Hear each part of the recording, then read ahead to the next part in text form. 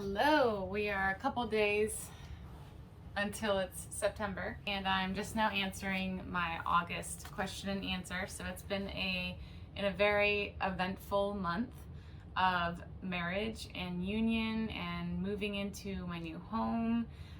So thank you for being patient with me. You guys have some awesome questions. The first question is, have I introduced fruit into my diet? So a while back I did introduce, coconut actually was the first fruit-ish item that I tried, and then I did strawberries. So I really enjoy strawberries because they are low oxalate, they're low carb, about 1 carb per strawberry, and they're delicious. So I do enjoy strawberries from time to time. And it's funny I got this question because the other night I actually had like 8 to 10 strawberries, which is a lot. The last time I had fruit before that was literally a slice of a strawberry at my retreat. I like to keep it very minimal because fruit is nature's candy. And so I want it to be decadent. I want to keep it special. If I eat it every day, it's probably not going to feel that way. It's not really doing much for me. So fruit is a major treat, and that's what I do. I keep it low carb generally, and that's that. How to gain weight on a carnivore diet. I would generally recommend 1 gram of protein per pound of desired body weight. Forgive me if I haven't been looking at the camera. I literally have a new setup and I've turned my camera the other way, so just so you know. So 1 gram of protein per pound of desired body weight is a great general range. Protein is a building block, so you want to use it accordingly. And on top of that, I would recommend more fat than protein in grams. I do not work with percentages, I work with grams. So more fat than protein. I'm not talking about grams by weight if you are on the other metric system. I'm talking about grams, like macronutrient grams of fat. Keep it higher than protein. How much more fat than protein really depends on your own bio-individual needs. How much energy you're burning every day. How are your hormones? Does your thyroid need extra support? But from a longevity standpoint, I think it's always good to keep fat slightly higher than protein. A 1-to-1 fat to protein ratio on a carnivore, low carb or 0 carb diet is a weight loss diet. If you're not losing weight at that tells me that you're still working on healing your hormones. And then just make sure that you eat enough for your body. So what I like to share a lot on this topic of weight gain is I really did not have to eat at a massive surplus to gain 65 healthy pounds in 1 year. So I went from 69 pounds to 155 at my highest, and now I sit right around 125 no matter what I do, which is awesome. And what I did to do that was eat enough, get into a really good environment that I could heal in, or a good environment, prioritize my sleep, and I incorporated resistance training. Resistance training is relative to where you're at, so I literally started with body weight exercises. I did record a video on exercise while healing if you want to check that out. But that also helped me to gain healthy weight, take care of my hormones, and become leptin sensitive while eating these nutrient-dense foods. Fat and protein support leptin, which is our satiety hormone. And leptin and this way of eating is truly, as Ken Berry says, a weight optimization diet. If you need to gain weight, you will gain it. If you need to lose it, you will lose it. But that happens when you become leptin sensitive. So I would really focus on deep healing, supporting your hormones, and it's so much more than just food. Iodine. So I actually made a video on iodine. If you're using the 2% Lugol's iodine, I would recommend 3 to 5 drops of that every day. Pretty much anyone can benefit from taking iodine. I don't want to deep dive into this right now because I've already done so. Like I said, check out the video that I did on it. It's all about iodine, specific recommendations, doses, and everything. Someone asked if coffee is not a good thing to do, what about black tea? So it really depends on the tea and it depends on the coffee. The issues that I have with coffee, really the caffeine is like the last thing. I think a lot of people can tolerate caffeine, but coffee generally is moldy. So China actually sells America the coffee that they refuse to sell because it's so moldy, and that's what we sell here in America.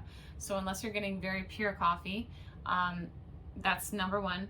And then even if you are getting very pure coffee, the acidity of it depletes our minerals and it depletes our stomach enzymes, which can highly impact digestion. When I have people that do still choose to consume coffee, I will recommend that they put minerals in their coffee. Aussie Trace Minerals makes a peppermint trace mineral blend, and that's really awesome to put in your coffee. My discount code is Tailored10 for Aussie Trace Minerals. And honestly, you can afford to take those every day for cheaper than buying a cup of coffee every day. So that's one way to kind of reverse the demineralization effects of drinking coffee.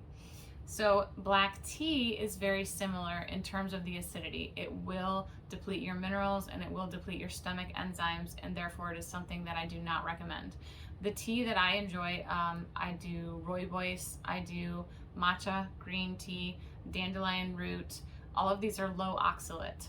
And then any type of herbal or fruit tea is generally safe. Peppermint tea is a good option. So the black teas I really stay away from. I used to really love Irish breakfast tea with some cream and some sort of sweetener. I used to drink that every day with my sister. Actually, she would drink English breakfast tea and I would drink Irish breakfast tea, and we would sit in our formal dining room and drink tea together.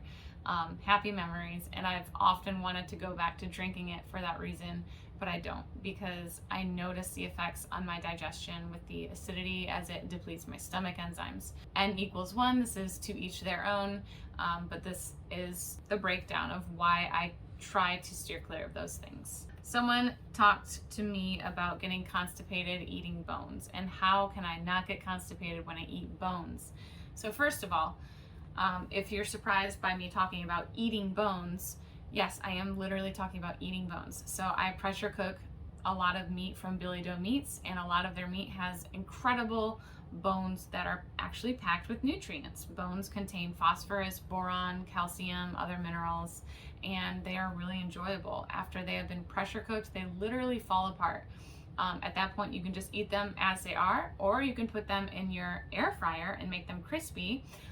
So they are very versatile, and it just adds nice variety. Bones are my calcium source. I do not consume dairy outside of yogurt. So anyways, if you're getting constipated eating bones, honestly, eat less bones.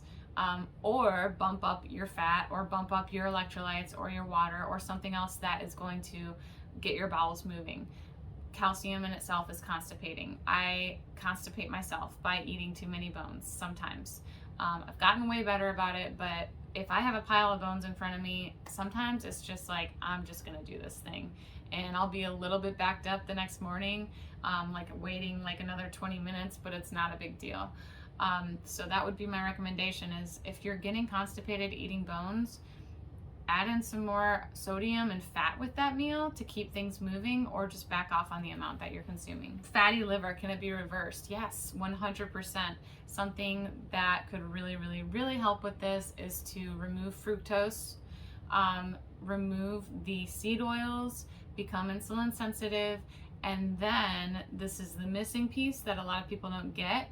Please be sure to consume lots of dietary saturated animal fat. These types of fats will help to push toxins out of your body, and they will also help to reverse fatty liver. If you simply stop eating seed oils, stop eating carbs, but you're not getting that healthy dietary animal fat, you could really actually just halt the process of moving your lymph, detoxing, and reversing fatty liver, and so many other things. We need this saturated animal fat. I would definitely prioritize the fats coming from ruminant animals. So that's like beef, bison, goat, lamb, veal. Billy Doe Meats has all of these with amazing variety. You know, try some lamb bacon, lamb sirloin. So this is good news. To reverse fatty liver, cut out some of this junk if you are eating it, and be sure to include some of this amazing, delicious, satiating, fatty, delicious meat from Billy Doe Meats. My discount code is Tailored. They are incredible. Someone is having meat aversions. So if you're having meat aversions, then I do work with a lot of people who are coming from like veganism, or they're just not used to eating so many animal products. I myself, I couldn't eat a steak for a good 6 months into this. Like, it was so filling, I couldn't eat enough. So my recommendation is to make it more enjoyable and to add variety. And I will say that this is part of my niche, is making this way of eating sustainable and adding variety. So use the carnivore brownies, use my carnivore carrot cake recipe. I have a YouTube video for that. Carnivore ice cream. These are all made from beef protein isolate. So it's a complete protein. It's coming from beef, but it's in the form of chocolate ice cream. Like, what? So if you're having meat aversions, then work with yourself. Don't throw the baby out with the bathwater and say, oh, I'm just gonna go back to veganism, or I'm just going to go back to eating the standard American diet, or I'm gonna add carbs back in. If you feel like you're making progress by removing carbs, becoming fat adapted, reducing inflammation, you're sleeping better, you're feeling better, but you're having meat aversions and you can't eat enough, then do yourself a favor and get more creative. I have so many other recipes. I will be coming out with a cookbook next year in 2023, and that is my biggest recommendation, is don't shut yourself into a box. Make sure that you give yourself variety. And that's it. Thank you. Have a good day, and I will take questions for September probably in the next couple of weeks.